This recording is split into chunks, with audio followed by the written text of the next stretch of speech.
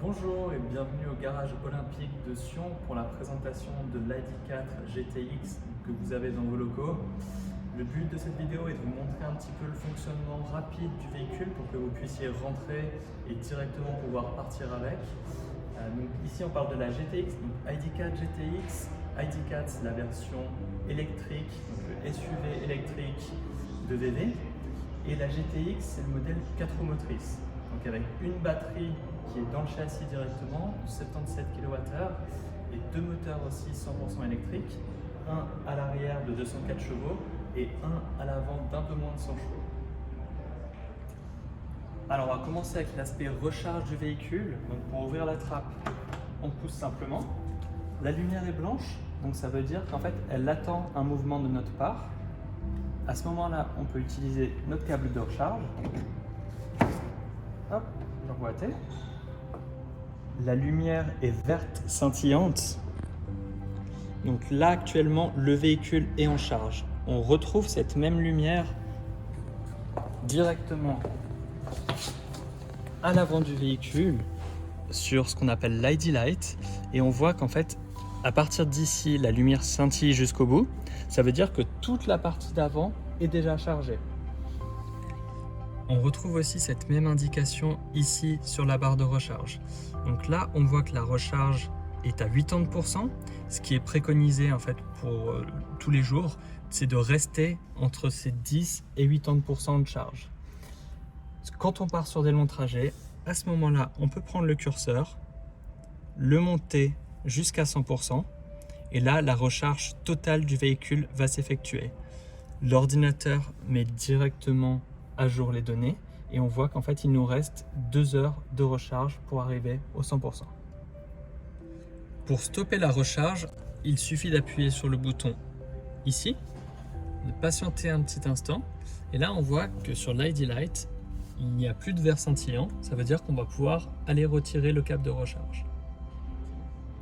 La lumière est blanche, on peut appuyer sur le déverrouillé de la voiture et retirer le pistolet de recharge. Le véhicule est fourni avec deux câbles. Le premier, c'est ce qu'on appelle le câble domestique, donc le câble 230 avec lequel vous allez pouvoir charger un petit peu partout à partir du moment où il y a simplement une prise. Avec donc bien entendu cette partie-là qui rentre dans la voiture. Et l'autre câble, c'est ce qu'on appelle le câble type 2 que vous trouvez pour des bornes à l'extérieur, tout ce qui est centres commerciaux ou à l'intérieur des villes. Pour démarrer l'ID4, il suffit d'appuyer sur le frein. Une fois que le véhicule est démarré, à ce moment-là, on va pouvoir utiliser le commodo situé ici. Vers l'avant, D, marche avant, tout ce qu'il y a de plus classique. Et si on fait un petit cran de plus, on passe en B, brake, qui est la fonction avec la régénération d'énergie. Donc dès que vous lâchez l'accélérateur, il va y avoir le frein moteur qui se met en place. Ça vous évite d'utiliser les freins et en plus de ça, vous allez régénérer les batteries du véhicule. Bien entendu, vers le bas, R, marche arrière avec l'écran d'obstacle et la caméra de recul. Pour s'arrêter, ici on voit que sur l'arrête, il y a le bouton parc. Le P rouge est en place, je peux lâcher le frein, le véhicule me dit au revoir et on peut quitter le véhicule. Alors, à l'intérieur, on va commencer par cette partie juste ici. Vous allez pouvoir régler les rétroviseurs avec le petit joystick ici, donc gauche et droite. Après, vous avez la possibilité de les rabattre ou de les faire chauffer ici directement. Vous voyez qu'il y a deux boutons pour les vitres. Si on veut utiliser les vitres à l'arrière, hop, on appuie sur arrière et après on appuie sur l'un des deux boutons. Ici, on a le petit écran qui gère les feux. En automatique, c'est très bien pour la majorité du temps, avec les anti-brouillard avant-arrière, le dégivrage avant, dégivrage arrière et le dégivrage avec le pare-brise électrique. Ici, vous actionnez le tempomat. Pour le mettre en place quand vous le désirez, il suffit d'appuyer sur 7. Vous augmentez ou baissez la vitesse et avec le bouton situé dans le milieu, vous gérez la distance que vous désirez avoir avec le véhicule devant vous. Si vous devez freiner, À ce moment-là, vous pouvez appuyer après sur Reset pour retrouver les réglages d'origine.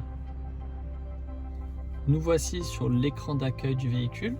Ici, on va avoir l'aspect navigation, ici l'aspect radio, et toutes les applications sont disponibles ici. Là, ça va être un petit peu notre bouton retour aussi.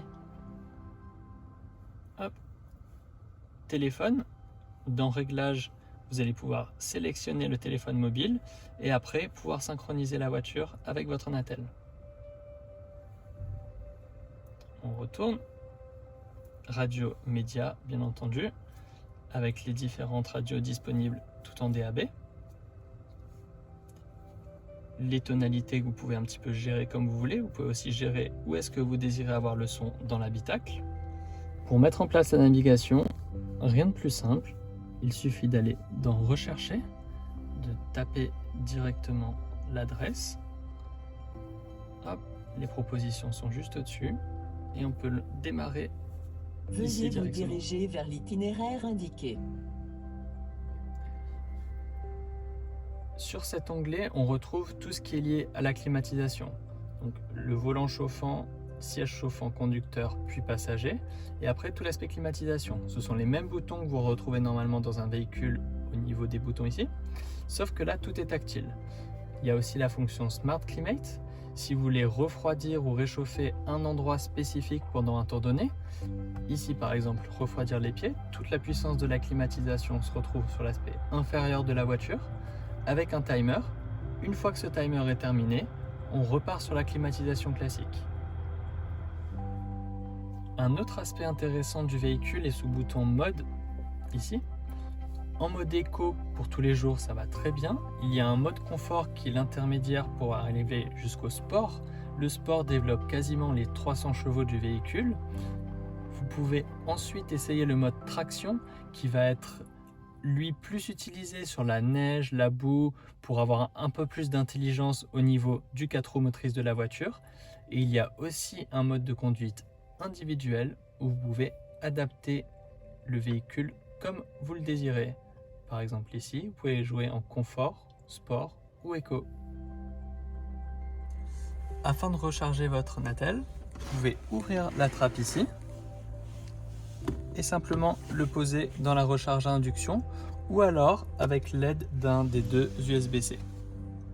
Merci beaucoup d'avoir suivi cette vidéo. J'espère que vous prendrez beaucoup de plaisir au bord de votre ID4 GTX et on se tient à votre entière disposition si vous avez besoin de plus amples renseignements.